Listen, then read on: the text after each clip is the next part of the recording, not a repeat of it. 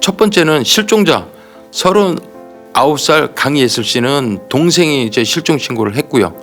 그다음에 두 번째 실종자 42살 하미숙 씨는 지인이 실종 신고를 했어요.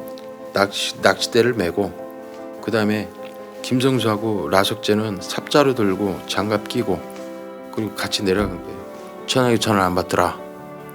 그거예요. 야, 이거 살인 사건하고 연관이 있다. 그리고 만약에 가게 된다면 나 같은 사람 데리고 가요. 얼굴 모지방이 좀 심한 사람.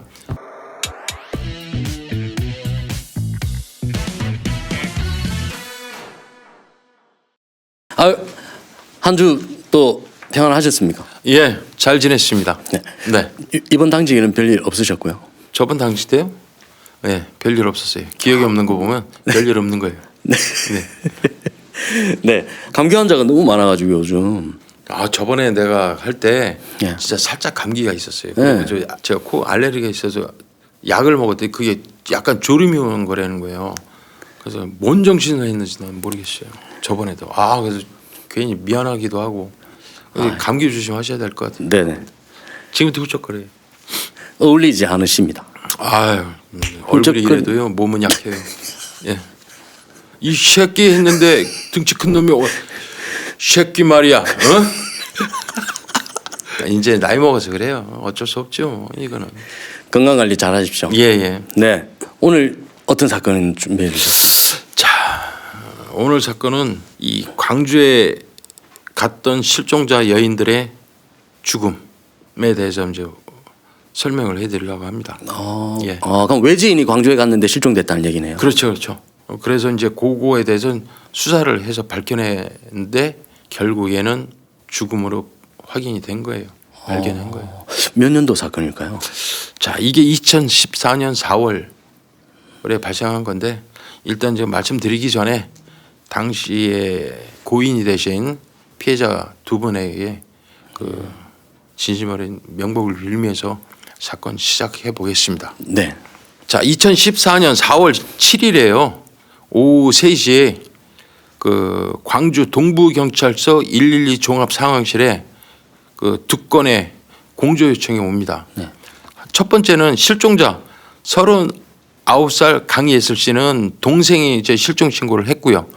그다음에 두 번째 실종자 42살 하미숙 씨는 지인이 실종 신고를 했어요. 이 실종 신고해서 두 분이 동반으로 광주에 왔고 광주에 아는 동생인 36살 김성수를 만난다고 갔는데 연락이 없다. 그러면서 실종 신고가 들어간 거예요. 근데 거기 강예슬 씨가 그 천안 쪽인데 네.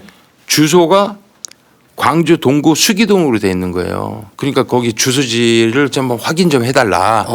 이렇게 이제 연락이 온 거예요. 그러면 광주에 거처가 있다는 얘기인데. 광주에 잠시 사업차 들렸던 부분이 있는 거예요. 네. 그래서 이제 확인을 해달라. 그럼 이제 연락이 왔어요. 그래서 서로 각자 다르게 두 명에 대해서 이제 왔는데 그 주소지를 이제 형사들이 갔어요. 네. 그 주소지에 갔는데 거기가 강예슬 씨의 주소지가 그 휴대폰 판매 대리점이에요. 그래서 이제 형사들이 물어봤어요. 그랬더니 대리점 사장이 나 여기 장소 오래 했는데 그 여성 이름 모른다. 모르는 사람이다. 그렇게 하는 거예요. 그래서 야, 왜 몰라? 그러면 이게 어떻게 된 거지? 그래서 이제 실종자 강예슬의 동생이 실종한 강예정한테 물어봤어요. 어떻게 된 거냐? 그랬더니 평상시에 어울려 다니던 미숙이 언니하고 남동생이라는 36살 김성수를 만나러 간다고 했는데 연락이 안 되더라. 그래서 김성수한테도 전화를 해서 마지막으로 당신 만나러 갔으니까 우리 언니 혹시 아냐? 그랬더니 아니 같이 30일 날 낚시하고 나와서 헤어졌는데 그 이후에 나도 전화하니까 전화를 안 받더라. 그래서 나도 계속 전화하는데 연락이 안 된다. 그게 일주일이 넘도록 그러니까 결국엔 신고를 했다고 하는 거예요. 그래서 이제 거기를 알아봐 달라고 해서 알았는데 이거 없어. 그래서 동생한테 물어보니까 김성수를 만나러 왔대, 광주에. 그러면 어떻게 해요? 형사들은 김성수한테 전화를 할 수밖에 없는 거잖아요. 그렇죠. 네. 몰린 게 김성수를 만난 다음에 마지막에 했으니까. 그래서 이제 김성수한테 전화를 해요. 그 어떻게 된 거냐. 그랬더니 똑같이 얘기를 하는 거예요. 강혜정이 얘기한 것처럼 네. 낚시를 하러 갔다가 자기 동생들 25살 나석재하고 네.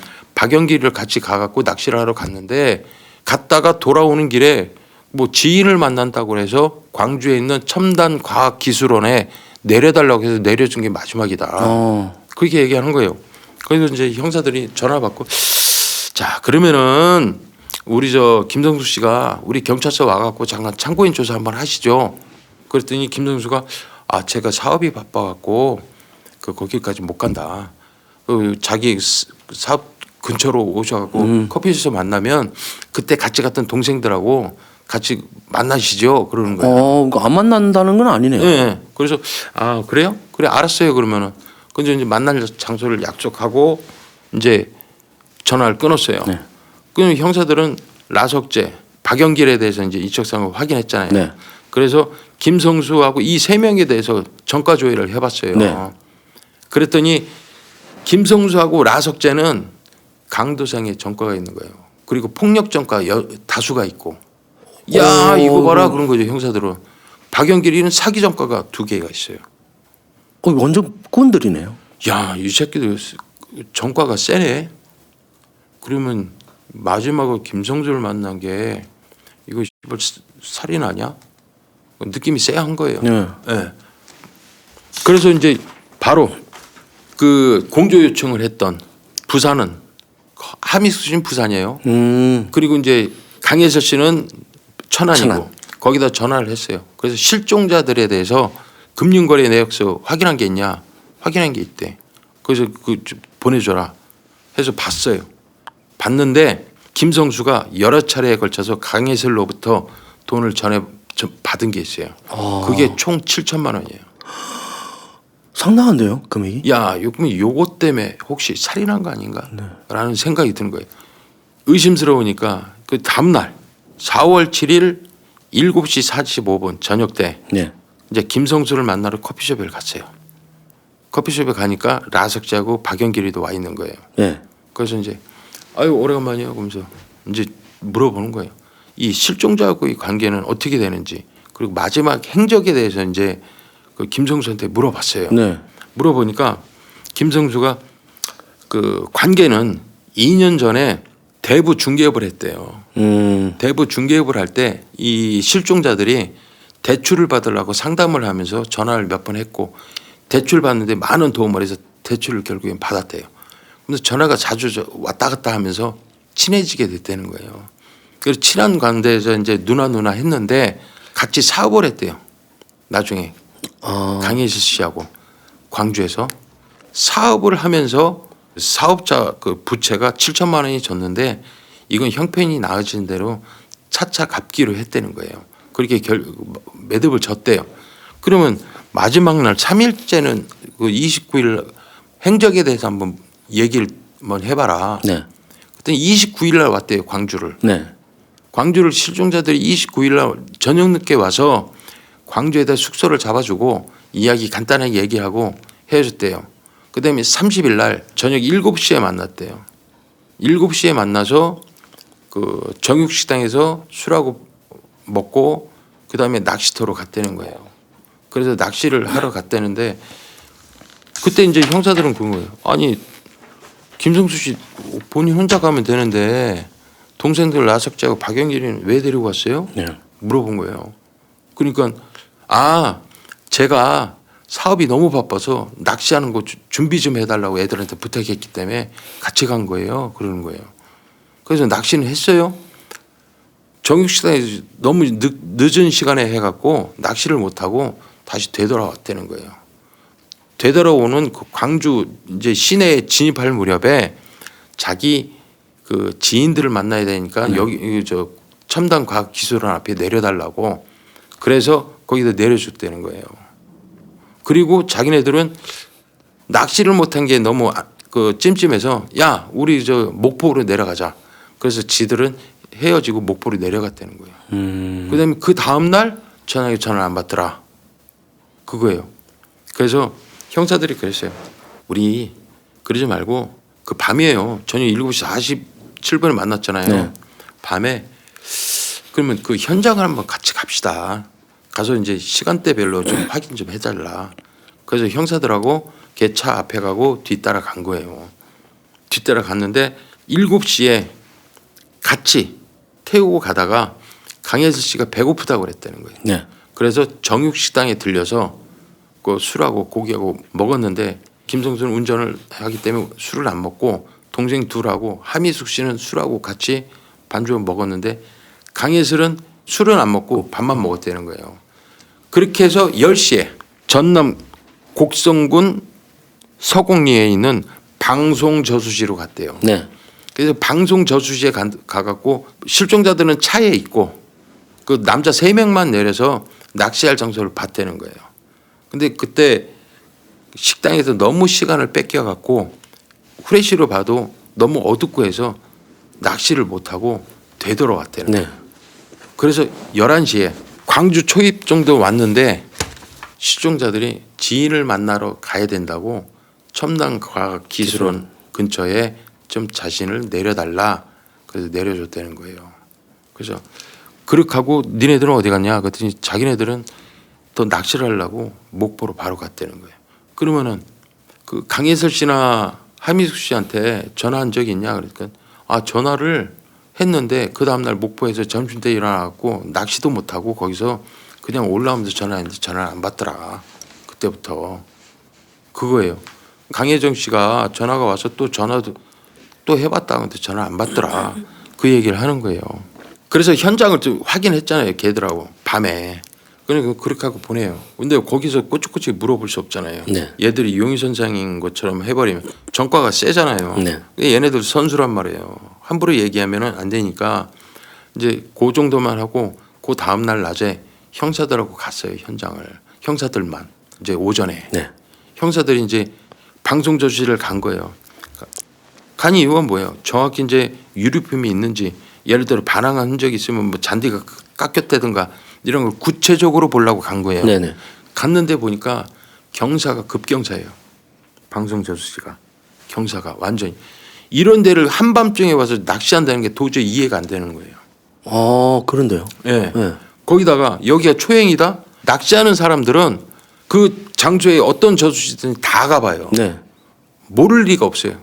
그러면 여기가 급경사고 낚시할 만한 장소가 아니라는 걸 알고 있을 거란 말이에요. 근데 여기서 낚시했다는 게 도저히 이해가 안 되는 거예요. 그리고 거기에 유류품도 발견된 게 없어요. 그러니까 어떻게 해야 돼요? 형사들이 긴급 통신 수사를 했어요. 피해자들에 대해서. 위치 추적하려고 했는데 강혜슬 씨는 3월 30날 저녁 8시 50분 그리고 하미숙 씨는 4월 2일 날 네. 12시 19분에 전남 석곡리에서 위치가 떠요. 전남 석곡리하고 얘네들이 얘기했던 방송저수지나 첨단과학기술원하고 위치가 전혀 다른 거예요. 예를 들어서 잘못 알고 얘기한 거 아닌가 일주일밖에 안 됐어요. 네네. 그럼 이 새끼가 거짓말한다는 얘기예요. 왜 거짓말이냐? 아니 여기 갔다가 그 첨단과학기술원 갔다가 최종적으로 거기가 끊긴 게 그럴 수도 있지 않나라고 생각하지만 시간대가 다른 거예요. 맞습니다. 강예슬은 8시 56분이에요. 그럼 8시 56분에 전화가 끊어졌다면 어디가 돼야 돼요? 30날 저녁 8시 56분이면 예. 방송저수지나 정육식당에서 정육식당에서 예, 있던가 했어야 네, 되는데 네, 네. 이 위치가 아니라는 얘기예요. 네. 그렇다면은 이 새끼들이 범행 장소는 전남 석궁이라는 얘기를 이제 추측이 되는 거예요. 방송 저수지가 아니라. 네. 그러면 하미숙은 왜 그 이틀 뒤에 같은 장소 생각해 보면 첫 번째 살인을 했어요. 예를 들어서 강혜슬을 살인하고 핸드폰도 뺏었어. 네. 그래서 완전히 했는데 하미숙은 살인을 했는데 떨어뜨린 핸드폰을 발견을 못한 거야. 그래서 발견 못한 게 계속 있다 배터리 방전으로 끊어지니까 그 자리에서 그렇게 판단을 하는 거예요.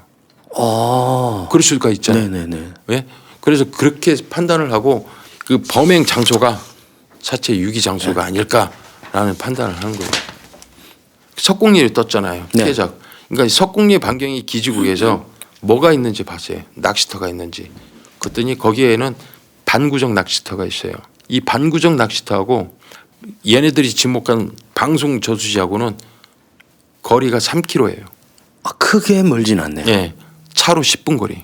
그래서 자, 첫 번째 김성수를 만나러 갔어요. 그 다음에 실종이 됐어. 그 다음에 뭐예요? 위치가 전혀 다르게 진술을 했어요. 네. 채권 관계가 있어요. 거기다가 얘네들이 뭐예요? 전과가 세잖아요. 네. 야, 이거 살인 사건하고 연관이 있다. 그래갖고 동부경찰서에서는 이건 살인 사건하고 관련이 있다. 전담팀을 꾸려갖고 이제 수사를 이제 시작하는 거예요. 자, 반구정 낚시터를 갔어요. 근데 대로변에서 들어가서 좌우측 그리고 반구정 전체를 싹 돌았는데 CCTV가 하나도 없어. 발견할 수 있는 부분이 없어. 이 새끼들이 거짓말하는 걸 판단할 게 아무것도 없는 거예요. 야, 그럼 다 계획적이라고 볼 수 있겠네요. 예. 이미 다 확인하고 CCTV가 확인하고. 없는 것을. 예. 근데 형사들이 너무 좋은 걸 알아냈어요. 야간에 그 새끼 차를 따라서 방송 조치를 갔었잖아요. 네. 그 새끼 차가 렌트 차인 거야. 렌트카였어요? 예. 이야, 렌트 차는 뭐예요? GPS가 있잖아. 다 찍히잖아요. 다 찍히실 예. 거 아니에요. 차적조에서 렌트 회사를 갔어요. 그러니까 이 GPS에 30분 단위로 이제 위치가 확인되는 거야. 이 위치가 얘들이 얘기한 위치하고 전혀 다르게 반구정 이쪽으로 뜨는 거예요. 그리고 뜬 데가 다 확인이 됐어요. 그 수사 끝났네요. 예, 끝났는데 이거는 간접적인 증거밖에 안 돼요. 음. 직접적인 증거가 필요한 거죠. 네, 네. 그러려면은 여기서도 이제 똑같은 생각이에요. 야, 그러면 씨발 차를 내부를 그 감식을 하면 네네. 뭐가 나올지 않을까? 혈흔이라든지. 예. 근데 김성수가 차 좀 봅시다. 하면 그 선수 새끼가 보여주겠어요? 예. 알게 모르게 이걸 어떻게 이제 해야 되나. 김성수는 모르게 해야 되니까 이 사실을 속사정을 렌트 사장한테 얘기를 했어요. 어떻게 했으면 좋겠냐. 그러면서 사건도 대충 얘기해요. 얘가 용의자인데 수사에 도움 좀 줘라. 그랬더니 그 사장이 그래. 지금 초과분이 있는데 아직 지급을 안 하고 있다. 이걸로 한번 내가 한번 전화를 해볼게요. 그런 거예요. 그래서 전화를 했어요. 김성수 씨, 초과분이 계속 발생하는데 납부를 안 하면 차 입고하세요. 그랬어요. 만약에 얘가 돈이 있으면 초과분 돈 내면 확인을 못 하는 거예요. 네네. 근데 이 새끼가 그마저 그 돈도 없으니까 차를 입고를 한 거예요. 사장님 입고됐습니다. 형사들이 과학수사팀하고 가요. 감사합니다 사장님. 그리고 이제 아내를 감식을 했어요. 감식을 했는데 뒤 트렁크에 혈흔이 있어요. 그리고 보조 타이어에도 혈흔이 있어요. 그래서 그거를 채취를 합니다. 야, 타이어에까지. 예. 그게 타이어에 피가 그냥 선명하게 막 있는 게 아니라 희미하게 있는 거예요. 네네. 과학수팀이 그걸 이제 뽑아낸 거예요. GPS도 이제 분석을 했어요. GPS를 분석하니까 방구정 낚시터에서 2시간 차량이 서 있었던 게 확인이 돼요. 그 다음에 광산구 본양동에 2시간. 그 다음에 서구 지평동에 24시 세차장에 4시간. 자, 이걸로 따져보면은 방구정 낚시터 2시간 살인 현장이 예. 판단하는 거예요. 네. 그 다음에 광산구 본양동에 2시간 사체 유기한 장소를 보여주는 거예요. 그 다음에 지평동 24시간 세차장 거기는 증거 인멸의 장소 세차해서 싹 없앴다는 네. 얘기죠. 그렇게 판단되잖아요. 그죠? 예. 정확히 나오는데요. 정확히 나오잖아요. 네. 그러니까 이제 슬슬 이제 형사들도 이제 계속 하는 거예요. 근데 얘네들을 한 번 부른 다음에 안 부르고 우리끼리 계속 수사하면 궁금해서라도 이렇게 찾아보게 되잖아요. 예. 근데 이걸 방지해야 되잖아. 솔직한 예로. 네. 그러면 한 번씩 가줘야 돼. 만나야 돼. 아, 오히려. 네. 왜냐하면 전담팀 할 때 얘네들을 용의 선상에 올렸다는 얘기 하지 마라. 전담팀 이외에 다른 같은 동료 다른 형사들한테도 얘기하지 마라. 절대 용의 선상에 올렸다고 하면 얘는 전과가 세기 때문에 알리바를 새로 만들 수도 있고 결국에는 다 도망갈 수도 있으니까 절대 용의 선상에 올린 거 절대 알리지 마라. 보안을 철저히 지시를 했거든요. 그러니까 이제 얘네들은 모르게 해야 되는 거예요. 그러니까 얘네들이 얘기했던 방송 저수지 한번 가서 다시 낮에 한번 확인합시다 그런 거예요. 그리고 데리고 갔어요. 데리고 가고 여기서 어떻게 한 거예요? 이쪽으로 이렇게 그래요? 마치 니네들이 마지막으로 본 사람이라 니네들의 결정적인 단서가 우리는 필요하다. 네네네네. 매달리는 것처럼 보이는 거예요. 형사들이 어리숙하게. 야 완전 연막 작전이네. 예. 그러니까 이 새끼는 기분이 좋으니까 우리 이쪽에서요 이쪽으로 갔어요. 네. 막 그러면서 이제 신나고 참 진짜 김성수 씨 진짜 우리한테 좀 많이 도움 좀 주십시오. 그 실종자가 못 찾고 있지 않습니까? 막 하면서 계속 그러는 거예요. 그런데 그 시간에 4월 10일 오후 2시에 걔네들을 혹시라도 방구정 올 수도 있기 때문에 그걸로 유인을 한 거예요. 네네네네. 그래갖고 혹시라도 보니까 그쪽 유인해놓고 2시에 우리는 범행 장소였던 방구정 낚시터에 가는 거예요. 네네네. 경찰들이. 네네. 경찰들이 방구정 낚시터에서 경찰 특공대 탐지견하고 그다음에 전담 수사팀 15명 그리고 방순대 한 150명이 현장에 그냥 깔아갖고 다 현장을 확인을 했어요. 유류품 있나 다 확인해서 뭐가 나온 줄 아세요? 혈흔하고 모발에 묻어 있는 피가 묻어 있는 목장갑 2개를 발견했어요. 거기서. 와. 대단한 거죠. 그래서 그거하고 차량에서 발견 혈흔 채취한 거에서 동일 네네. 인물인지 확인 필요하죠. 실종자들하고 동일한 건지 DNA 감정을 보내요. 혹시라도 얘가 모를까 봐 그냥 한 개 그 형사들은 애들을 데리고 그쪽으로 간 거고 그 사이에 방구정을 쑤신 거예요. 이 새끼들이 범행장에서 다시 올 수도 있으니까. 네. 그게 속이면서 이제 치밀하게 한 거예요. 이야. 네. 대단한데요? 대단하죠. 예. 그리고 이제 영암 불암리 있잖아요. 네네. 2시간 있었던 유기했다고. 유괴했다고 추측되는. 거기가 영산강이 있는 거예요. 영산강이 흐르는데 여기에다 유기했을 가능성이 있는 거예요. 근데 거기도 이제 수색을 했는데 거기는 발견하지 못했어요. 정확한 위치를 알아야 그 발견을 하죠. 네네. 그래서 이제 되돌아왔는데 DNA도 실질적으로 이제 실종자가 인지 확인하려면 가족들에 대한 DNA가 시료 채취가 필요하잖아요. 네. 가족들한테 전화했더니 거기까지 못 갑니다 하는 가족은 그 관할서에다가 구강 채취해서 국가서로 보내달라고 해서 공조 요청을 했고 가족 한 분은 오신다고 그래서 광주 터미널에 형사들이 미리 가서 기다리다가 구강 채취 얼른 돌아가시라고 하고 그걸 국가서에 보냈어요. 그래서 이제 그 가족들 그것도 채취를 했죠.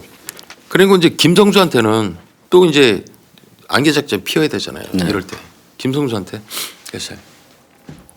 김성수 씨, 우리 당신 목포 갔다고 하니까 거기 목포 간 것 좀 확인 좀 합시다. 그러면서 이제 이 형사들이 이제 어리숙하게 이제 같이 따라가요. 그럼 어디에서 숙박했어요? 숙박은 맞죠. 우리는 뭐 통화내에서 다 확인했는데 GPS도 다 확인했는데. 그렇죠. 근데 그 얘기를 안 했죠. GPS 뭐 어떻게 저 새끼는 전혀 모르는 거야. 쟤네는 형사들이 내 말 한마디에 다 믿는 거야. 네네네. 신나게 있는데 목포에 갔다가 목포에서 이제 이렇게 해서 낚시를 못하고 다시 되돌아왔다. 얘기한데 형사님 내가 생각해보니까 그날 안면도도 갔어요. 그러는 거예요. 충남 안면도요? 정말 GPS도 나오지도 않는 안면도를 갔다니까 기가 차죠. 네. 형사들은. 그래요? 그 내일은 저 안면도 가서 내가 아는 누나가 있는데 회 한 살에 소주 한잔 하시고 스트레스 한번 풀고 오시죠? 아주 거들먹거리는 거 이 새끼가. 꾼은 꾼이에요. 예. 그러니까 형사들이 속으로 지랄을 해라 이 새끼야. 속으로 그런 거죠. 그러면서 알았다고. 그날 밤에 8시에 이제 서로 헤어졌어요. 근데 그날 저녁 9시에 국가서에서 감정의뢰가 나왔어요. 그 혈흔이 다 실종자의 혈흔이라는 게 확인이 된 거예요. 차에 있던 거하고 목장갑의 혈흔이 실종자들의 혈흔인 거예요. 이제 그러니까 증거가 다 확보가 되는 예, 이제 실종자가 아니라 피해자가 피해자. 되는 거죠. 그 두 분이. 다음 날 이 새끼들 12시 20분에 만나기로 했는데 긴급 체포 딱 해서 이제 스포트라이트 비추려고 했어요. 근데 일이 벌어진 거예요. 거기서 4월 11일 오전에 반구정의 그 잠수부들이 저 안에 들어가서 확인하는 거. 네. 그 다음에 150명이 깔려서 탐지하는 거를 하면서 여기는 방구정 낚시터인데 실종자 여성들이 사망했을 가능성 때문에 경찰들이 수색을 하고 있다라는 방송이 터진 거예요. 보도가. 뉴스가 나가버린 거예요. 뉴스가 나와버린 거예요. 그러니까 이 새끼들은 얘기가 지금 방송저수지 쪽에 네네네. 얘기를 했는데 반구정 낚시터에 그 범행 장소를 지금 뒤지고 있는 게 막 영상이 나와버리니까 형사들은 이제 급해진 거예요. 야 이거 됐다. 솔직한 예로 됐다. 그 얘기가 나오는 거예요. 야 만날 약속에 빨리 가고 기다리고 있어. 제발 방송 안 보고 오기를 고대를 한 거예요. 근데 딱 와서 기다리니까 오는 놈이 라석재하고 박영길이 들어와요. 아 형은 어디 갔어요? 형 연락도 안 되고 그러는데요. 김성수는 방송을 본 거야. 그래서 김성수는 도망가고 라석재하고 박영길이만 들어온 거예요. 그래서 언론 통제까지 다 됐던 상황이잖아요, 사실은. 아니 얘기도 안 했는데 이게 어디서 샜는지 반구정까지 그냥 완전히 그냥 신랄하게 방송이 된 거예요 오전에. 그래서 그 자리에서 이제 하는 수 없이 라석재하고 박영길을 긴급 체포를 했어요. 살인 혐의로 너 긴급 체포한다고. 체포를 하니까 얘네들은 이제 방송도 안 받고 우리 얘기대로 뭐 목까지 가뒀는데 뭘 알아 얘네들이. 지들은 생각이야. 라석재는 또 강한 전과도 있잖아요. 아니 왜 우리를 그 체포를 해요? 내가 뭔 죄가 있다고? 아니, 가보면 알아. 아이 뭐 그러니까 얘네 둘을 수갑을 채워서 차량 2대에다 나눠 태웠어요. 예. 그러면서 야 현장 가자. 아 마음대로 하세요. 의자에도 삐딱하게 앉아 있고 알아봐야 뭘 한다고. 그럼 이제 현장 간다고 하면 얘네는 어디 간다고 생각하겠어요? 방송저수지 간다. 방송조시로 가는 줄 알고. 방송조시로 가야 되는데 어라? 방송조시가 아닌 거예요. 방구정 낚시터 쪽으로 방향이 틀어지네. 그때부터 눈빛이 이제 네. 막 흔들리는 거야. 흔들리는 거 보고 형사가 보고 가만히 있겠어요? 야 니네 타고 다니는 GPS를 다 확인했어. 차량에서 피해자 혈흔도 발견됐고 그다음에 니네 그 범행에 사용한 장갑 우리가 수거했어. 딱 얘기를 해요. 그리고 이게 피해자들은 그 다 확인을 했고 니네 범행 장소가 방구정 낚시터 아니야? 라고 물어봐야 돼요. 근데 방구정 낚시터가 아니야? 라고 형사가 물어봤을까요? 내가 모르고 물어보면 대답해요. 그거는 방구정 낚시터에서 왜 죽였어 이 새끼들아? 알고 물어보는 거예요. 알고. 그러면서 라석재한테 알고 물어보는 거예요. 왜 죽였냐고 이 새끼야 똑바로 앉아. 이렇게 딱 이렇게 앉는 거예요. 아니 지가 죄졌으니까. 그럼 좀 물어보는 거예요. 왜 죽였냐고 이 새끼야. 이 새끼가 이게 아니 성수형이 자꾸 도와달라고 그래서 영길이하고 같이 했어요. 범행 자백한 거예요. 거기서. 그래서 이제 그거 범행 자백을 했는데 사체 인양하는 현장을 간 거예요. 영산강에 애를 자백하고 그 반구정 낚시터에서 범행 장소 확인하고 사체 유기한 장소로. 예, 유기한 장소로 갔어요. 유기한 장소로 가면서 전화를 한 거예요. 급하게. 그래서 경찰특공대 잠수부, 그다음에 과학수사팀, 그다음에 민간 잠수부까지 동원을 그쪽으로 와라 하고 이제 거기를 갔어요. 근데 라석재가 지목한 데는 영암군의 무영대교인데 다리 난간에서 이걸 들어다가 가방에 하나씩 시신 한 명을 이렇게 싸서 넣어서 가방 2개를 거기다 집어 던졌다는 거예요. 그 위치가. 그래서 위치가 어디야? 그랬더니 거기 위치 집어줬어요. 그래서 거기를 잠수부들이 들어가는 거예요. 근데 영산강 깊이가 13m예요. 근데 뻘만 3m야. 그러니까 이 뻘을 하면은 올라와요. 네네네네. 올라오면은 안 보여요. 이렇게 뭐 그 일반인들 잠수하면 그 깨끗한 바다 보듯이 이게 아니에요 이게. 네. 바로 이 앞을 못 찾아요. 손으로 더듬더듬 거면서 가방이 있는지를 보는 거예요. 근데 그게 6시 일몰 될 때까지 도저히 안 되겠는 거예요. 네. 그래서 다른 방법을 하자. 그래서 빨리 동원해서 3D 탐지선을 불러요. 아. 그 3D 탐지선을 해서 밑에 바닥에 가방하고 비슷한 데가 있으면 고기를 딱 집어주면 잠수부가 들어서 확인하는 걸로.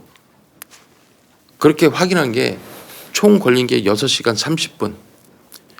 그날 저녁 6시 20분에 강혜수 씨가 시신이 담겨 있는 가방을 찾아요. 강혜수 씨가 시신이 담겨 있는 가방을 찾고 그 주변을 더 찾아서 저녁 7시에 하미숙 씨가 담겨 있는 시신을 또 추가로 찾은 거예요. 그래서 과학수사팀이 얘기했는데 범행 당시 입었던 옷 그대로 강혜수 씨는 사건이 있는 거예요. 목에 졸린 흔적.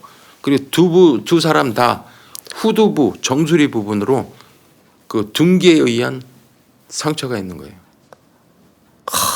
그걸로 인한 사망으로 보여지는 거예요. 그래서 이제 라석재하고 박영길이한테 왜 공범해서 죽인 동기에 대해서 물어봤어요. 네. 근데 라석재도 이 피해자분들을 알아요. 대출 중개업하면서 그때 그 이제 같이 라석재도 같이 일했대요. 그래서 강예슬을 알고 있는데 김성수가 하는 말이 야 7천만 원 내 빚이 있잖아. 그 내려왔을 때 죽이면 그 7천만 원을 니네 그 휴대폰 대리점 하나 차려줄게. 죽이는데 좀 도와줘. 그런 거야. 그러니까 얘네들이 알았습니다. 그 7천만 원에 같이 죽이자는 얘기에 바로 알았습니다 하고 동조를 한 거예요. 미친놈들이지. 고민할 것도 아니죠. 야, 형 말 같지 않은 소리 하지 마세요. 이래야 되는데 네. 죽이자는 말에 고민을 하고 동조를 했다는 거죠. 그러면 7천만 원으로 그 저 휴대폰 대리점 찾아줄 돈이면은 갚았지. 네. 그 돈이 없으니까 죽이자는 얘기인데 그거 그 대가리가 짧아요? 예? 닭대가리 새끼들이지. 네. 말도 안 되는 소리지. 그래도 동조를 했다는 거예요. 이게 조금만 언론이 좀 기다려줬으면 네. 새 새끼 딱 잡아서 스포트라이트 하고 그저 왜 인양하는 것도 보여주고 딱 이러면 되는데 왜 그걸 뭐가 급하다고 해갖고 김성수 새끼는 도망가게 만들었냐는 얘기예요. 그러니까요. 예, 미쳐버리는 거지 형사들은. 그거 어떻게 해야 돼요? 김성수를 추적해야 되잖아요. 통화 내역하고 위치 기지국 확인했어요. 마지막 통화를 딱 끄는 게 방송 이후야. 방송 이후에 이제 전화가 완전 끊어졌어요. 전원이 꺼져버린 거야. 그러니까 핸드폰은 위치 추적이 안 되는 거죠. 마지막 전원 끈 위치에 CCTV를 다 봤어요. 그걸 탐문도 하고 잠복도 하고 못 찾은 거야. 근데 이 통화 내역에서 자주 통화하던 사람이 있는 거예요. 네. 자주 통화하던 사람이 얘가 도주한 시점 이후에 공중전화로 전화 통화한 게 있는 거예요. 그럼 그래서 이제 이거에 대해서 물어봤어요. 물어보니까 얘기를 안 하려고 그래. 지인이에요. 예, 지인을 안 하려고 그래. 근데 그 시점에 얘가 장시간 그 도주를 하게 되면 돈도 없고 네네. 다 2차 범행이 일어날 수도 있잖아요. 네. 그래서 수배 전단 12,000장을 뿌리면서 공개 수배를 해버렸어요. 일찌감치. 그리고 그 지인들한테도 이 공개 수배됐다. 이 정도로 좀 심각한 사안이다. 시신도 다 발견되는데 당신 아무리 지인이라도 이건 안 알려주면은 이건 잘못된 거다. 네네. 그랬더니 결국에는 통화 내용이 어떤 통화를 했고 그다음에 얘 생활 습관이 어떻고 취미가 어떻고 은신할 가능성이 있는 장소가 어디다라고 얘기를 해준 거예요. 그래서 그 통화 내역의 위치 마지막 위치 주변 그다음에 GPS에서 얘가 자주 갔던 데가 어디냐면 첨단, 수안, 신창, 신시가지 쪽이에요. 이쪽으로 해갖고 그 숙박업소하고 기동대 풀고 그 형사들도 풀고 그래갖고 막 이잡도 뒤진 거예요. 근데 얘의 취미가 뭐냐면 당구장이 어떤 당구장은 언제 개업했다 언제 폐업을 했고 어떤 당구장은 개업한 지 얼마 안 되고 어떤 당구장은 몇 시에 열고 몇 시에 문 닫고 이걸 다 깨쳐고 있을 정도로 당구 많이 알아요. 그러니까 지인이 아마 폐업된 당구장만 찾아도 있을 거다. 그렇게 이제 얘기를 해준 거예요. 그래서 당구장 PC방 다 돌려면서 그냥 폐업된 당구장만 물론 당구장 개업한 당구장도 보지만 후미진 당구장도 네네. 가지만 폐업된 당구장도 막 수시가 돌아다닌 네네. 거예요. 그리고 광주 5개의 경찰서에도 공조 수사를 요청해서 그걸 그쪽 쪽으로 중점적으로 수사를 해달라. 네. 그래서 했는데 4월 16일 저녁 6시 20분에 광주 광산구 신창동 네. 폐업된 당구장에서 김성수를 잡았어요. 야. 긴급 체포를 했어요. 3일 만에 잡았는데 딱 수갑을 치면서 너 미란다 원칙 고지하고 얘기하잖아요. 그럼 이 말 나오면 이제 욕 나오는 거죠. 네. 새끼하고. 근데 대가리 푹 숙이는 거예요. 그래. 죄졌으니까 대가리 들면 안 되지. 그럼 이제 끌고 온 거예요. 그래서 검거를 합니다. 그럼 이제 뭐 시신도 다 찾았는데 너 자백하고 뭐고 없어. 네 마음대로 해, 새끼야. 부인해도 가고 부인 안 해도 가고 하니까. 그래서 사건 전모를 이제 들어봤어요. 네. 2012년, 그러니까 이게 15년도 일이니까 2012년도 2년 전에 라석제하고 같이 대출 중개업을 했대요. 네. 중개업을 하면서 이 대출을 받아야 되는 부분에 대해서 많이 도움을 주면서 전화 통화도 자주 하고 그랬다는 거예요. 그러면서 이제 누나 하고 친해지게 된 거고. 네. 그러다가 이 중개업을 그만둔 거예요, 얘네들이.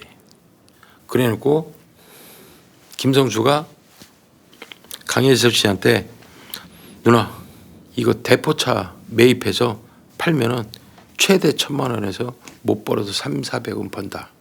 그러니까 대추차 하는 거에 누나 같이 사업을 하자. 그래서 이걸로 한번 하면은 누나도 돈 벌고 그런다. 내가 대포차는 내가 다 알아서 확인할 테니까 그래서 끌어올 테니까 누나는 자금만 대면 돼. 이렇게 된. 그러니까 이제 강혜설 씨도 라미수 씨하고 해서 광주에 내려와서 방을 잡고 동업을 한 거예요. 그러면서 강혜설 씨 이름으로 거기 광주에 등재가 돼 있었던 거죠. 예, 주소지가. 그래서 이제 사업을 했는데 몇 대의 그 대포차를 하면서 4,800만 원이 나갔어요. 강혜수 씨 돈이 예. 자금이. 네. 근데 이제 대포차가 막 팔려야 이렇게 돈이 그렇죠. 들어오고 또 쌓이고 이해야 되는데 안 팔리는 거야. 그래서 겨우겨우 팔았는데 그 동안에 있었던 거 그리고 뭐 운영비 네네네. 이런 거 하니까 돈 1,000만 원이 넘는 거예요. 손해가 나버린. 손해가 나버린 거예요. 거기다 강혜수 씨 방 얻었잖아. 네. 방값에 생활비까지 이런 말할 것도 없는 거예요. 그런데 김성수는 결혼한 아내가 있고요. 그 다음에 애 셋이 있어요. 가정이 있단 말이야. 그 가정 생활비도 줘야 되잖아요. 근데 애 새끼 일하고 있으니 돈이 들어오겠어요? 그러니까 강혜수 씨한테 사업자금 때문에 그런다 그러면서 200, 어쩔 땐 300 이런 식으로 수시로 받은 거예요. 그게 7,000만 원이 된 거예요.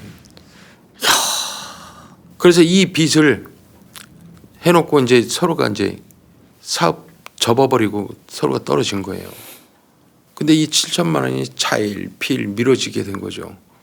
그래서 이제 빚의 독촉이 심해진 거예요. 네. 그래서 이제 3월 24일 날 또 다시 전화가 온 거예요. 강혜수 씨한테. 그러니까 누나 그러지 말고 광주로 넘어와요. 돈 얘기도 하고 식사도 하고 낚시하면서 스트레스도 한번 풀 겸 오세요. 그래서 강혜수 씨가 오게 된 거예요. 하미숙 씨. 하미숙 씨. 예. 그래서 오게 된 건데 공범인 라석지하고 박영길이한테 부탁을 한 거예요. 야 이거 해서 하자. 그 똑같은 얘기예요. 그 대리 좀 차려준다고 해서 같이 공범이 된 거예요. 그래서 범행 도구로 삽자루 2자루 사고 목장갑을 준비를 한 거예요. 그래서 30일 날 방구정 낚시터에 갔어요. 딱 내리면서 박영길은 낚싯대를 메고 그 다음에 김성수하고 라석재는 삽자루 들고 장갑 끼고 그리고 같이 내려간 거예요. 삽자루 장갑은 왜냐하면 낚시터에 이제 자리를 잡으려면 삽으로 파야 되고 이러니까 별 의심 없이 따라간 거예요. 그게. 그래서 이제 가서 삽자루 들고 딱 가면서 김성수가 눈치를 싹 준 거예요. 눈치를 주니까 라석재가 앞에 가는 강혜슬 씨의 머리를 삽자를 그냥 후려쳐버린 거예요. 그러니까 강혜슬 씨가 넘어지잖아요. 네. 그걸 보던 하미숙 씨. 씨가 허겁지겁 도망을 간 거예요. 도망가니까 김성수가 그걸 보고 뒤쫓아갔어요. 뒤쫓아가서 하미숙 씨의 머리를 뒤에서 삽자루로 계속 때린 거예요. 수차례에 걸쳐서. 그래서 자빠지니까 넘어지니까 허리 뒤로 올라타 갖고 목을 양손으로 쪼는 거예요. 그래서 살해를 해요. 살해를 한 다음에 이렇게 보니까 라석재가 아직도 강혜수 씨를 제압을 하지 못하고 있는 거예요. 반항을 하고 있으니까 그쪽으로 걸어가면서 돌을 집어요. 돌을 집어서 강혜수 씨 머리를 계속 가격을 한 거예요. 그 다음에 준비했던 끈으로 목을 조른 거예요. 그래서 사건이 발견된 거예요. 강혜수 씨는 목을 졸라서 살해를 해요. 그 사이에 박영길이는 큰 가방을 가지고 오는 거예요. 그래서 가방에다가 돌을 넣고 그네들 시신을 하나씩 한 명씩 나눠 넣어서 넣은 다음에 입구를 끈으로 혹시라도 풀려서 나올까 봐 끈으로 꽉꽉 묶어갖고 영산강에다 유기를 한 거예요. 이게 이제 목포까지 알리바이를 만들고 완전 범죄라고 생각했던 얘네들이 범행이 조금 아쉬웠지만 보도로 그 다 잡았어요. 잡았는데 여기에서 제가 말씀드리고자 하는 거는 빚이 있다. 채권 채무 관계에 돈을 받으러 가야 되는데 얘가 뜬금없이 저녁에 보자고 한다든가 이럴 때는 여러분들도 한 의심하고 봐야 돼요. 네. 후미진 데 가면 안 되고 지방을 예를 들어 가야 되는데 안 받으면 안 받았지 그런 데는 가지 마세요. 만약 여성 혼자분은 절대 안 돼요. 네. 그리고 만약에 가게 된다면 나 같은 사람 데리고 가요. 얼굴 모지방이 좀 심한 사람 이런 사람 데리고 가서 범죄 예방에 남자들을 데리고 가라는 얘기예요. 네. 만약에 그렇게 안 되면 이런 데 가지 말고 내 장소로 가자. 그래서 여러 사람이 모여 있는 네네. 그런 장소를 유인해 갖고 거기서 보게 해야 돼요. CCTV가 있는지도 보고 그다음에 그런 장소에서 만나야 돼요. 안 그러고 그러면은 행동이 평상시와 다르게 이 사람이 갚아야 될 채무가 있는 사람이 보자고 할 때는 한 번쯤은 의심하셔야 돼요. 의심해야 됩니다. 예, 예. 이게 진짜 중요한 거예요. 어느 채권 채무 누구나 있잖아요. 그런 건 자세히 보셔야 돼요.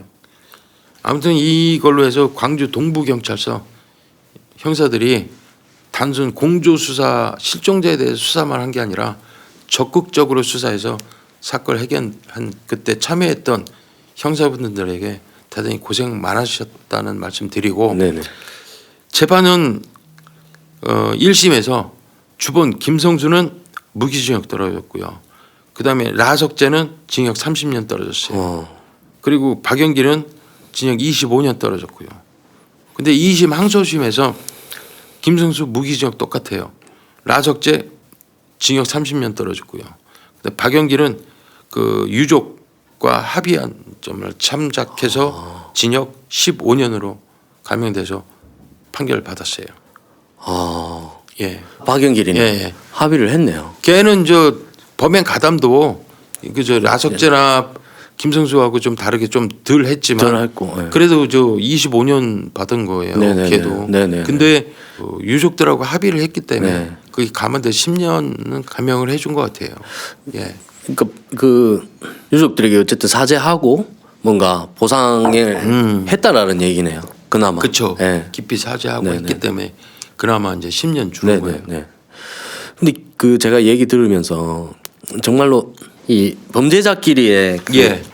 의리 뭐 이런 거는 정말로 말도 안 된다라는 얘기가 없어요. 다시 한번 생각 드는 예. 게 자기가 방송을 봤어요. 그 자기가 불러서 두 명의 동생을 그렇지. 불러서 같이 했잖아요. 예. 근데 자기 혼자 튀어버렸어요. 예. 오늘 형사들 만나기로 약속이 되어 있는데 예. 걔네들은 사지로 내보내 버리고 자기 혼자 튀어버렸어요. 니네들 뒤져 나는 네. 도망갈 테니까 그거예요.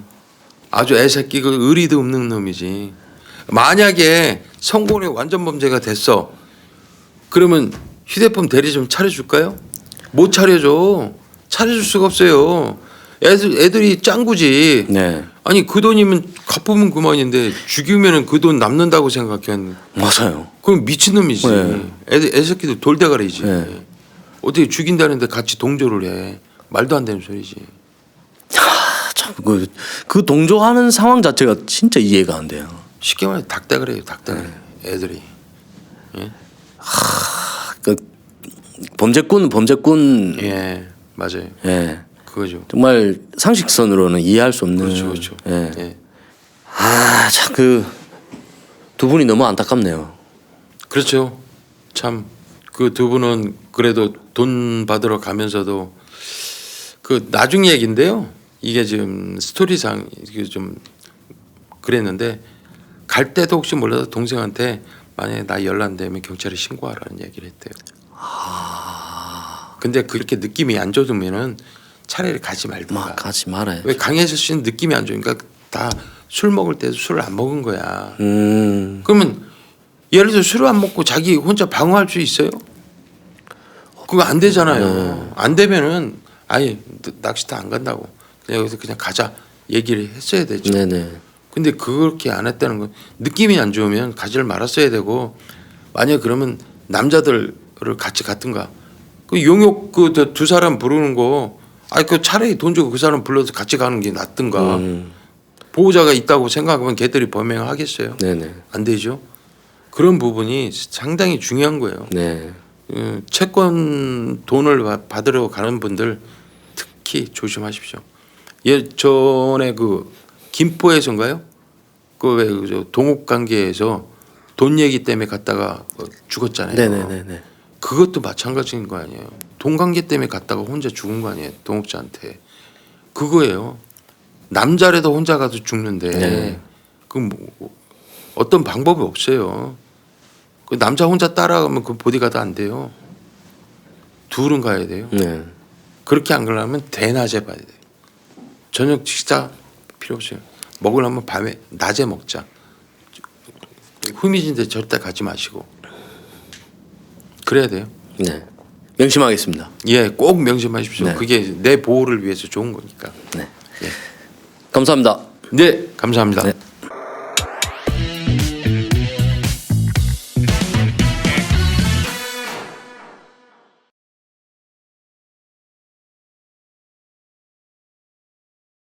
모든 스포트라이트가 그 사건에 비춰지고 그 순간 정신이 돌아왔던 순간마다 도대체 네. 어떤 고통을 느꼈을까 정말 뭐라고 표현해야 되나 웃기지도 않는 일이죠 이거는 우사라는 표현도 안 어울리는 것 같아요.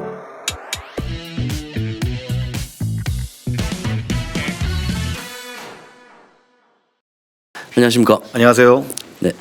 오랜만에 뵙습니다. 오랜만에 뵙습니다. 네. 자주 좀 나와 주십시오. 뭐 부족해서 좀 더 많은 연습을 해서 나와야 될 것 같아갖고 집에서 몰래 연습하고 있었습니다. 요즘 뭐 좋은 일 하신다고. 의료 사고를 당하고 나서 뭐 어려움을 겪는 분들을 어떻게 도와줄 방법이 없을까 해서 뜻이 맞는 지인들하고 모여서 조그맣게 이제 사회적 기업을 하나 만들었는데요. 이제 거기서 일을 하고 있는데 뭐 많은 도움이 됐으면 좋겠습니다. 퇴직하신 이후에 그 의료 사고 쪽으로 전문적으로 수사하셨던 경험을 이제 사회적으로 좀 쓰임새 있게 약자들에게 도움이 될 수 있는 그런 방향으로 일을 만드시는 네, 거예요. 맞아요. 정확하게 말씀해 주신 거고요. 큰 도움은 아니더라도 제가 영향을 미치고 도움을 드렸으면 좋겠는데 뭐 열심히 해야죠. 네, 좋은 일을 하고 싶습니다. 우리 구독자분들 중에 그래도 혹여나 지금 아니더라도 나중에라도 자기가 의료 사고의 피해자인 것 같다라는 생각이 들었을 때 혹시 도움을 받을 수 있는 방법이 있을까요? 뭐 물론입니다. 뭐 도움 제가 충분히 드릴 수 있고요. 뭐 연락하는 방법은 우리 사건 의뢰 식구들한테 연락을 주시면 뭐 제가 도와드릴 수 있는 뭐 범위 내에서 얼마든지 도움을 드리도록 하겠습니다. 그러면 혹시 뭐 비용이나 이런 것들이 들까요? 글쎄 뭐 제가 받는 비용은 없고요. 근데 의료 사건이라는 게 또 다른 전문가를 통해서 감정을 해야 되잖아요. 근데 그 감정을 해주신 분들한테 무료로 해달라고 할 수는 없잖아요. 저희가 네. 그러니까 그분들이 받는 뭐 소정의 뭐 비용은 들지 모르겠지만 뭐 상담을 해드리고 도움을 연결을 해드리는데 제가 더 받는 건 없습니다. 구독자분들한테 든든한 저희 강행사님이 될 것 같습니다. 감사합니다. 네. 그러면 오늘 소개해 주실 사건도 의료사고 관련된 사건인가요? 네, 뭐 이제 말 나온 김에 이제 의료 사건에 대해서 한번 얘기를 드리려고 하는데 네. 사실 우리가 주변에서 의료 사고를 당한 분들을 만나는 게 그렇게 쉽진 않거든요. 네네. 뭐 그 정도로 의료 사고가 내 주변의 모든 사람이 의료 사고를 당할 정도로 뭐 그렇게 일반화돼 있다고 한다면 정말 큰 사회적인 문제죠. 우리나라 의료 수준도 의심해봐야 될 정도가 되는 거고 그렇진 않고 교통사고랑 비슷한 것 같아요. 주변에서 나는 뭐 이런 일이 있겠어? 다들 생각 안 하고 있다가 어느 날 뭐 교통사고가 됐던 의료사고를 당하게 되면 난감하죠. 그러니까 이런저런 걱정이 많이 되기도 하는데 일단 제가 오늘 사건 얘기를 드리기 전에 의료 사고와 의료 과실에 대해서는 좀 구분을 하고 이 얘기를 시작해야 될 것 같아요. 네네. 의료 과실도 의료 사고 안에 들어가긴 합니다. 네. 하지만 이제 굳이 구분을 해 놓으면 의료 사고는 의료기관에서 발생하는 예를 들어서 뭐 환자가 뭐 침대에서 떨어졌던 낙상 사고라든가 뭐 간호사가 주사를 잘못 놨다든가 뭐 또는 뭐 감염 관리가 제대로 손 닦기를 제대로 안 해서 뭐 감염이 됐다든가 이런 모든 종류의 사고가 의료 사고라고 볼 수 있고 의료 과실은 얘기가 좀 틀려지죠. 의료 과실은 의사의 무지나 부주의 때문에 악결과가 환자한테 나쁜 결과가 발생하는 거를 이제 의료 과실이라고 볼 수 있는데 좀 애매하잖아요. 네. 근데 이게 2010년도에 우리나라 대법원에서 그 기준을 이렇게 명확하게 제시를 판례를 통해서 해놨어요. 그 판례에서 보면 그러니까 의료 과실을 인정하기 위해서는 결과 발생을 예견할 수 있고 회피할 수 있음에도 불구하고 이를 하지 못했음이 인정되어야 한다.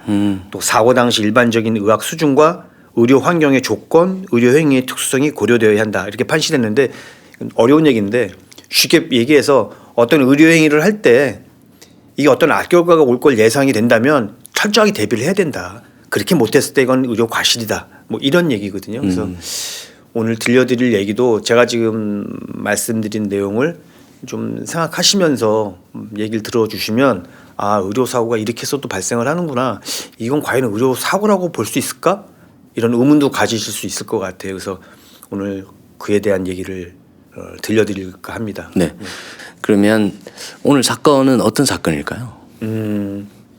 외국인이 우리나라에 와서 수술을 받고 돌아가신 사망한 사건인데, 그러니까 사건은 이제 2013년도로 이제 거슬러 올라가는데 2013년에 호주에 살고 있는 이제 49세 먹은 남성이 있었어요. 네네. 자신의 어머니하고 단둘이 살고 있었고 되게 건실하신 분이셨고 또 대개 그 백인 남성들처럼 체격이 되게 건장하신 분이었어요. 그래서 뭐 집안에서도 어머니랑 단둘이 사니까 집안일도 잘하고 회사도 건실하게 다니고 되게 착실한 분이셨고 이분이 이제 그 2013년에 컨디션 저하를 보이는 거예요. 되게 체격도 건장하고 그러는데 항상 피로하고 몸도 안 좋고 그러니까 병원에 가서 이제 진료를 받아 보니까 1형 당뇨병을 알고 있었던 거죠. 뭐 아시는 분들은 다 아시겠지만 1, 2형 당뇨병이 있잖아요. 네네. 근데 1형 당뇨병 같은 경우는 그 인슐린을 생성하는 세포가 파괴돼서 그 기능을 제대로 못 하는 거예요. 그러다 보니까 뭐 당치수는 당연히 올라가고 또 이게 부작용 중에 하나가 식욕 억제가 안 된다 그러네요. 뭐 그렇게 먹어도 배가 고프고 네네. 계속 밥을 먹게 되고 식사를 하게 되고 그러다 보니까 뭐 몸은 계속 악순환이 일어나는 거죠. 그래서 진단을 받고 나니까 주사도 맞고 병원 진료도 받으면서 나름 이제 치료를 해야 되니 몸 관리에 들어간 거죠. 식단도 조절하고 또 운동도 열심히 하고 그러니까 되게 어려운 병인데 이 사람이 2년 동안 관리를 했는데도 불구하고 자기한테 오는 신체적인 변화가 없고 건강에 오히려 좀 건강이 나아지는 듯한 느낌을 못 받게 되니까 고민을 많이 한 거예요, 나름. 그래서 얘기를 나중에 들어보니 뭐 인터넷 검색도 해보고 막 했답니다. 싱가포르에 있는 그 의료 지원 관광 회사가 있어요. 상당히 그 세계적으로 유명한 회사거든요. 그 회사를 검색하다 보니까 거기에 올라와 있는 광고 게시글을 보게 된 거예요. 광고를 딱 봤는데 비만 대사, 이게 비만 대사거든요. 비만 대사 질환에 외과적 수술이 뭐 가능하다. 이게 우리는 가격은 이 정도쯤에서 형성돼 있고 되게 잘한다. 뭐 관심 있는 분들은 연락을 해라라는 광고를 보게 된 거예요. 고도 비만, 대사증후군, 대사비만 뭐 이런 종류의 질환에서는 외과적인 수술은 이 위절제 수술이 가장 확실한 수술이라고 알려져 있습니다. 많이 못 먹죠. 많이 못 먹어서 자연적으로 이제 살도 빠지고 혈당 조절도 되고 뭐 이런 이제 효과를 노려서 외과적인 수술을 하게 되는데 그러면 지금 이 얘기를 들어보면 저희가 그 위절제 수술하면 가장 먼저 떠오르는 의료 사고가 있지 않습니까? 네. 바로 신해철 씨. 맞아요. 그거랑 비슷한 경우네요. 2015년에 11월경에 비행기를 타고 한국에 오게 됩니다. 공항에서 그 병원 측에서 준비한 차량에 탑승을 해서 해당되는 병원으로 이동을 하는데 그 병원이 누가 운영을 했냐? 2014년 그 가수 신해철 씨가 사망했을 때 네. 담당했던 의사가 운영하던 병원이었어요. 아 그러면 신해철 씨 사고를 냈던 그 의사가 그렇죠. 지금 오늘 소개해 주실 사건의 같은 집도의였다는 말씀이시죠? 맞습니다. 그러니까 이런 거예요. 제가 알기로는 이건 뭐 팩트는 아니지만 뭐 신해철 씨하고 그 의사하고 뭐 우리가 흔히 건프라고 불리는 건강 프로에서 이렇게 만나게 됐다고 해요. 그래서 그때 인연이 맺어져서 이제 이 신해철 씨가 또 그때 당시에 돌아가실 그 무렵 즈음해서 몸도 많이 좀 살이 올라오고 뭐 여러 가지 네네네. 뭐 건강상의 문제가 있고 하다 보니까 이제 뭐 위 밴드 수술이라고 해서 이렇게 묶는 그런 수술을 했는데 그게 이제 수술 받고 나서 나중에 상황이 안 좋으니까 위 협착이 오고 그러니까 이 사람이 뭐 얘기했던 거랑 틀리게 다시 또 수술을 해서 그 이후에 다시 재수술을 해서 이제 위를 절제 수술을 했다. 그 이후에 상황이 잘못돼서 돌아가셨다. 뭐 이런 얘기거든요. 네. 저희 때는 신해철 씨 그러면 우리나라 락의 뭐 거의 뭐 대단한 네네. 분이었잖아요. 그러니까 언론의 조명을 안 받을 수가 없었어요. 네. 모든 스포트라이트가 그 사건에 비춰지고 그러다 보니까 이거 어떻게 해야 될지 고민을 하다가 자기가 기존에 했던 그 신해철 씨와 관련됐던 병원은 폐원을 합니다. 의원을 폐원을 하고 다시 의원을 개원을 했던 거예요. 그리고 나서 내국인을 상대로 해서 이 의료 행위를 하기에는 부담이 가잖아요. 이미 자기 얼굴 다 팔려 있고 알려져서 이게 뭐 하기에는 아무래도 좀 여건이 안 좋으니 이걸 이제 그 국제적으로 뭐 좀 인지도가 있는 의료기관에다가 광고를 게재한 거죠. 의료 관광 서비스 회사에다가 그래서 자기네 병원 광고를 올려서 그 호주 분이 그 광고를 보고 오게 된 겁니다. 이야, 되게 비양심적이네요. 뭐 자기 말로는 자기 의료 행위에 대해서 인정해 줄 만한 사람들을 상대로 해서 자기는 의료 행위를 계속 한 거다라고 얘기를 해요. 근데 이제 뭘 인정받고 뭐가 잘했다는 건지 잘 모르겠지만 그리고 나서 이제 이 사람을 그 송파에 있는 자기 병원까지 와서 이미 다 얘기는 다 끝났었잖아요. 네. 메일상에 어떻게 수술을 할 거고 비용은 어떻고 다 끝났기 때문에 네네네. 그 다음날 이제 바로 수술이 들어가기로 하고 입원을 하게 됩니다. 그럼 이거는 몇 년도라고 처음 얘기해 주셨죠? 2015년이죠. 그러면 그 신해철 씨 14년. 사건 14년도에 신해철 씨 사건이 나고 재판이 진행 중인데 그렇죠. 외국을 상대로 해서 영업 활동을 해서 그렇죠. 그러면 이 사건을 들여다보면 신해철 씨 사건이 어떤 형태로 이루어졌는지도 조금 들여다볼 수가 있겠네요. 대동소이합니다.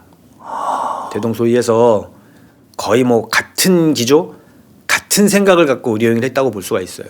이 위절제 수술은 여러 가지 수술 뭐 개복을 하기도 하고 뭐 여러 가지 방법이 있는데 이분 같은 경우는 이제 복강경, 내시경 수술을 했는데 내시경 수술 방법이 이 배 복부에 한 1cm 정도로 한 4군데 이렇게 절개를 하고 거기다가 이제 투관침이라고 해서 침을 꽂습니다. 그래갖고 그 안에다가 복부에 이산화탄소를 집어넣어요.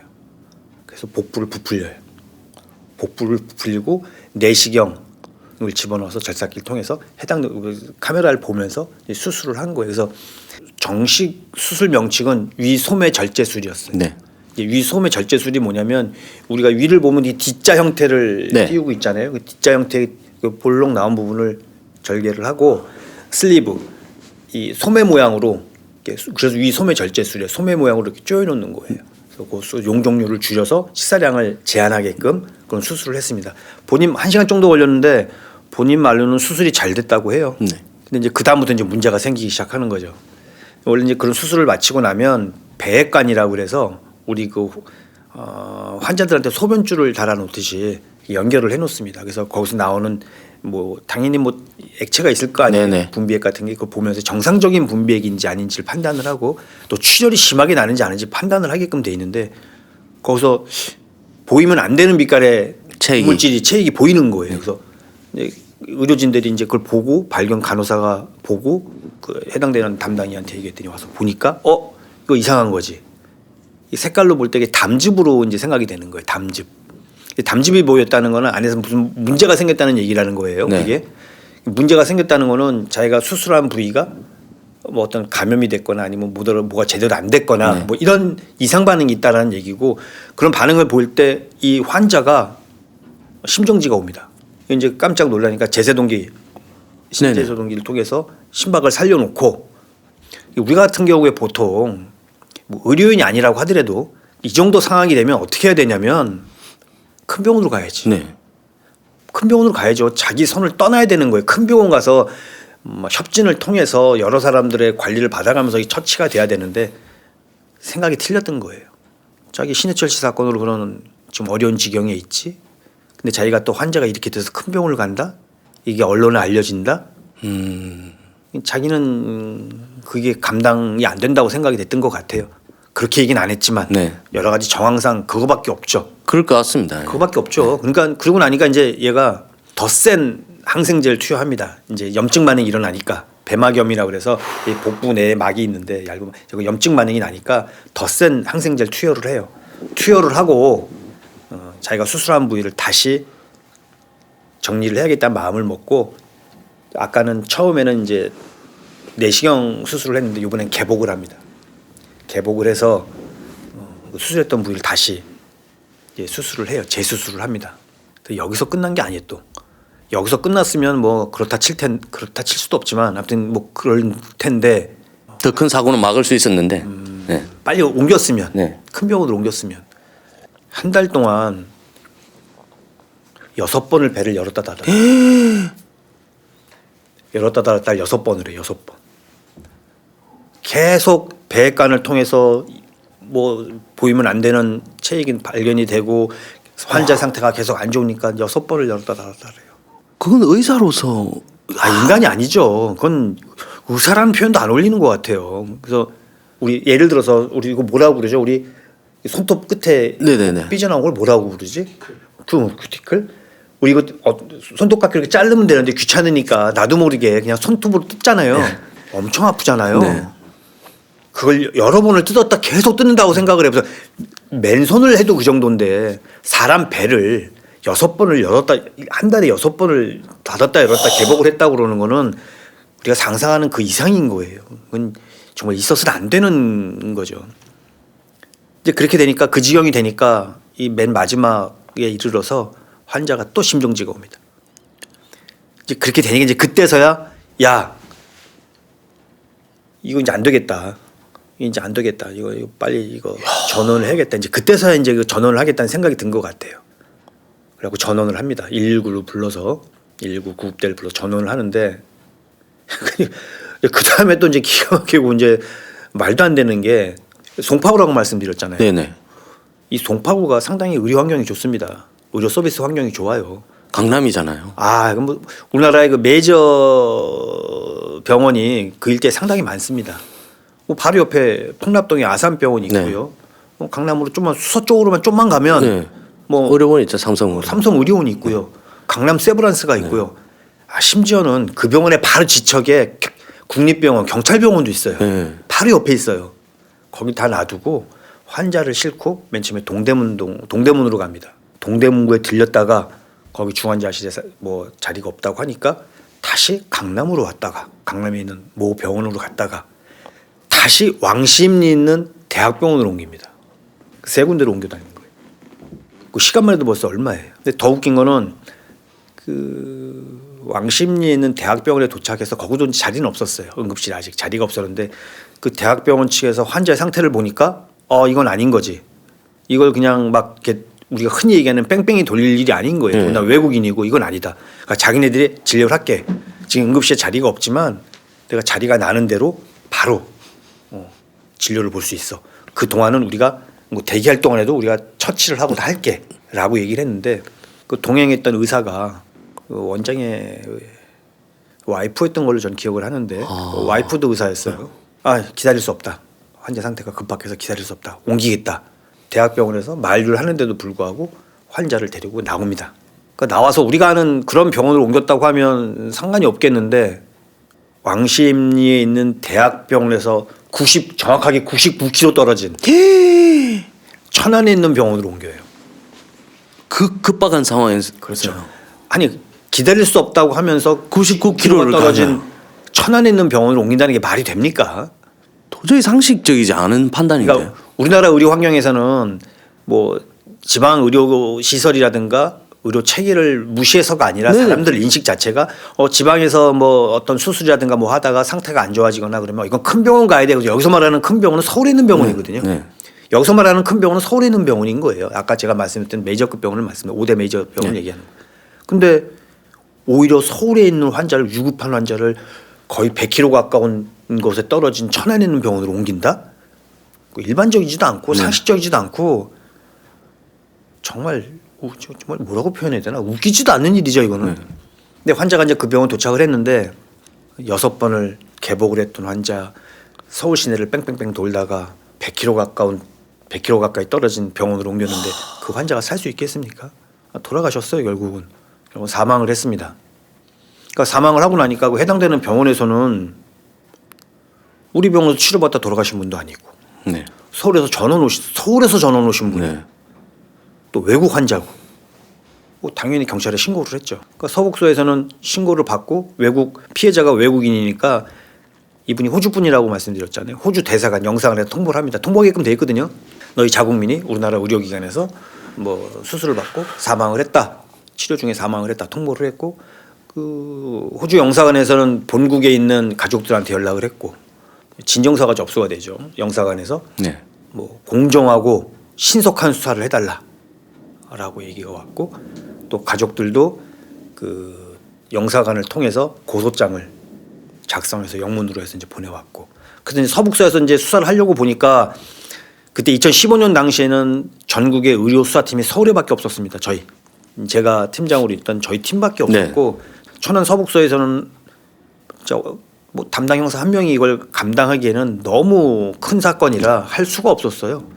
그러니까 이제 충남청에 의논을 하니까 충남청에서도 야 이건 우리가 할 수 있는 사건도 아니고 그리고 발생지도 서울이잖아. 그래서 본청에다가 경찰청에 이제 건의를 하죠. 발생지도 서울이었고 또 우리는 의료수사팀도 없고 서울에 의료수사팀이 있다고 하니 거기다 좀 사건을 하라고 해주면 이송하는 게 어떻겠냐. 그래서 저희한테 얘기가 들어와서 저희는 아까도 말씀드렸지만 우리가 신해철 씨 사건 때문에 사건이 맨 처음에 의료팀이 생기게 된 거기 때문에 이건 우리가 맡아야 될 사건이라고 생각을 했어요. 이야. 우리가 맡겠다. 그래서 이제 사건 전체를 이제 이송을 받았죠. 저희가 사건을 인수하고 나서 각 병원 수술을 했던 A 병원, A 의원, 그다음에 전원을 갔던 3군데 병원 그리고 최종적으로 환자를 이송할 때 동행했던 구급대원들의 모든 의무 기록을 다 받았어요. 받아서 일단 기초감정이라고 해서 저희가 이제 의료 사건에 대한 형사 사건을 진행할 때는 저희가 전문가는 아니잖아요. 의료 수사의 전문가지 의료인은 아니기 때문에 이 의료 행위 자체의 어떤 결점, 결함, 부적절한 행위가 있었는지 기초 감정을 받습니다. 네. 관련 전문가들한테. 그래서 그걸 바탕으로 해서 수사가 진행이 되는데 일단 보내봤어요. 받았더니 이거는 처치가 잘못됐고 수술도 이런 수술은 좀 비합리적이었고 가장 결정적으로 늦장 전원. 너무 늦게 전원을 해서 결국은 이분이 돌아가신 거다라는 이제 공통된 의견을 받았어요. 부검 결과도 비슷했고. 그다음에 이제 조사가 이루어져야 되겠죠. 이제 수술에 참여했던 간호사들, 뭐 서브를 담당했던 의사들 조사를 했는데 그 사람들은 그냥 집도의였던 그 원장의 지시 따라서 한 거고 우리가 볼 때는 수술은 뭐 문제가 없었던 것 같다. 뭐 잘못된 게 없은 것 같다 이렇게 진술을 해요. 몇 차례씩 개복을 했는데 너희들이 생각하는 건 어때? 그랬더니 다들 말을 못해요. 자기들도 그게 무리하다라고 느끼는 거죠. 다만 같은 구성원인데 자기 원장한테 그 원장이 너무너무 잘못했어요 이렇게 말은 못하잖아요. 말은 못하지만 같은 구성원이니까 그러니까 원장님이 전문가시니까 판단하셨던 것 같다 이렇게 얘기를 하는데 애들러서 얘기를 하는데 그네들도 야 이건 아닌 것 같다는 생각을 했던 것 같아요. 그렇죠. 근데 중요한 건 이제 그 의사 원장을 데려다가 이제 조사를 하는데 네. 드디어 만나셨네요 그 의사를. 만났죠. TV로만 보다가 만났죠. 뭐 안경 끼고 좀 마르고 그런 사람이었는데 뭐 겉보기에는 뭐 다 똑같은 사람이죠. 근데 이제 진술을 봤는데 요점은 그거예요. 난 신이 아니고 내 의료 행위는 정당했다. 내 의료 행위에 잘못은 없었다. 불강력적인 원인으로 환자가 사망한 거다. 네. 그러니까 모든 의료 사고가 발생을 하면 의료인들이 말하는 부분이 다 공통적인 게 이런 거거든요. 네. 불강력적이었다는 걸 다 주장을 하세요. 근데 실제 불강력적이었던 경우도 있고. 네네네. 예. 근데 이 사람 같은 경우는 우리가 짚고 넘어가야 될 부분이 분명히 있었잖아요. 그렇죠. 그 불가항력적인 거는 인정할 수 있지만 그렇죠. 그 이후에 대응에 대한 부분은 맞습니다. 네. 우리 감독님이 정확하게 표현을 해주셨는데 너 왜 늦장 전원을 했어? 뭐 빨리 보냈어야지. 야, 이 정도로 위급한 상황이고 심정지가 결국 몇 번 안 썼는데 그걸 계속 붙잡고 네가 개복 수술을 계속 한 달 동안에 걸쳐서 한 이유가 뭐야? 빨리 보냈어야 되는 거 아니냐? 뭐라고 합니까? 아니야. 내가 이 수술만큼은 이 분야에서만큼은 대한민국 최고거든. 근데 내가 이렇게 했다는 건 이 사람을 전원을 보냈어도 아마 거기서도 그렇게밖에 할 일이 없었을 거야. 할 수 없었을 거야. 내가 할 수 있는 최선을 다한 거고 보냈어도 똑같았을 거야. 이렇게 주장을 해요. 뭐 말이 안 되죠. 이해가 안 되는 거죠. 그렇죠. 불과 1년 전에 세상을 떠들썩할 만큼의 사고를 냈잖아요. 그렇죠. 근데도 그렇게 이야기를 할 수가 있는 거예요. 나 여기서 내가 인정을 하면 안 돼. 내가 인정을 하게 되면 신해철 사건도 그렇고 내가 모든 걸 다 인정하게 되고 내가 이 책임을 져야 되는 위치에 설 수밖에 없어. 난 부인해야 돼. 왜? 난 전문가니까. 누가 내 거에 대해서 판단할 수 있는 능력이 막 있는 사람들이 드무니까 난 일단 우기고 봐야 돼. 이런 생각을 했던 것 같아. 그래? 너 그렇게 하면 내가 네 진술을 내가 어떻게든 깰게. 항상 뭐 어떤 사건이든 그런 생각이 드는데 그런 생각이 먼저 들었고 그냥 형사 직업적인 마인드 말고 인간적인 마인드로 볼 때 아, 저 인간 저거 사람인가? 야, 저 정도 양심을 갖고 의료 행위를 할 수 있는 건가? 이런 생각을 하게 됐죠. 그래서 결국은 수사를 진행하면서 두 가지 마음이 합쳐지는 거잖아요. 네. 저 인간도 아닌 것 같은데 그래? 네가 갖고 있는 마인드를 내가 어떻게든 내가 깨놓게 내 수사를 통해서 너의 잘못된 걸 내가 밝혀낼게. 또 한편으로는 어떻게든 이 사람의 의료행위를 중지시켜야 됐어요. 왜냐하면 신해철 씨 사건 이후에도 또 다른 의료행위를 통해서 이런 일이 일어났는데 네, 근데 그게 중지시킬 수 있는 사람이 우리밖에 없다는 생각을 했어요. 그래서 어떻게든 수사를 제대로 해야겠다는 생각을 했고요. 그러니까 좀 전에 말씀드린 것처럼 얘가 주장했던 부분 흔히 얘기해서 난 대학생 정도의 실력을 갖고 있는데 우리나라 이 같은 의료계에 있던 사람들은 내 분야에 대해서는 중학교 정도밖에 실력이 안 돼. 이 사람들이 내 거를 판단한다는 건 난 인정할 수가 없어. 뭐 이런 취지에 꼭 그렇게 얘기하진 않았지만 이런 취지의 얘기를 했거든요. 그러니까 본인이 최고의 권위자다. 그렇죠. 우리나라에서 자기가 최고의 권위자다. 그래? 그러면 네가 그렇게 최고 권위자라고 한다면 너의 그 의료 행위에 대해서 판단은 누가 해줄 수가 있는 거야? 라고 물어보니까 우리나라에서는 안 되고 외국의 유명한 저명한 의료기관이라든가 뭐 그런 곳에서 또는 유명한 뭐 권위 있는 분의 감정이 있다고 하면 내가 그걸 수긍할게 라고 얘기를 해요. 이제 그러면서 덧붙여서 하는 얘기가 야 나는 너 그러면 그런 우리나라도 네가 제일 앞서는 실력을 갖고 있다고 했는데 네가 그러면 그런 실력은 어떻게 갖추게 된 거냐 네. 물어보니까 또 여기서도 또 호주가 등장을 하는데 호주에 이제 모나시 대학이라고 있습니다. 네.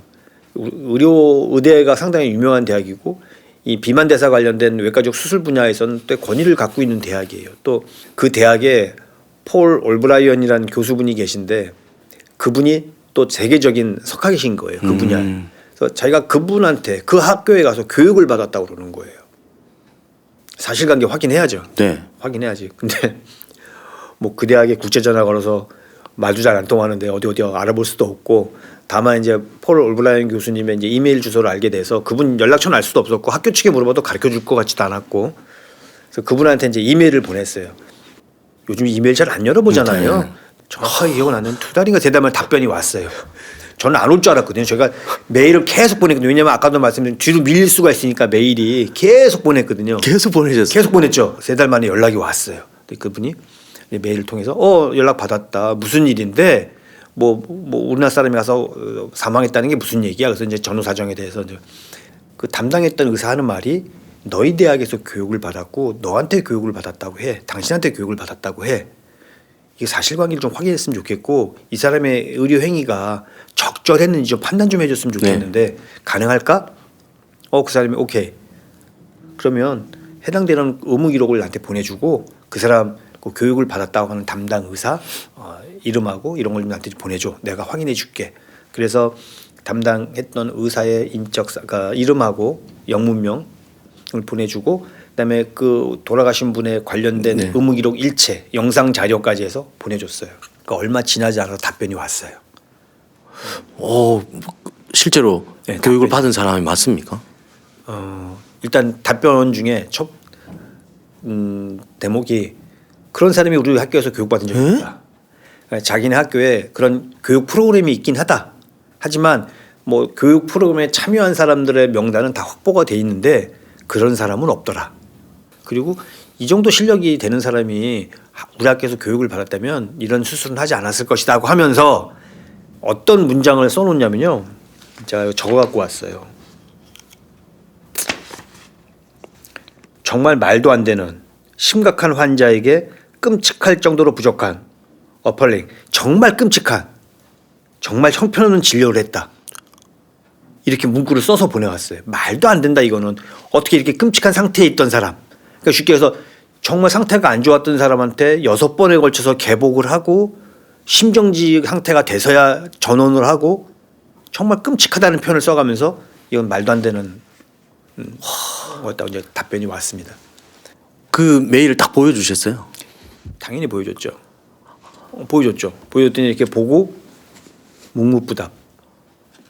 그 다음부터는 뭐 아무런 말을 안 했습니다.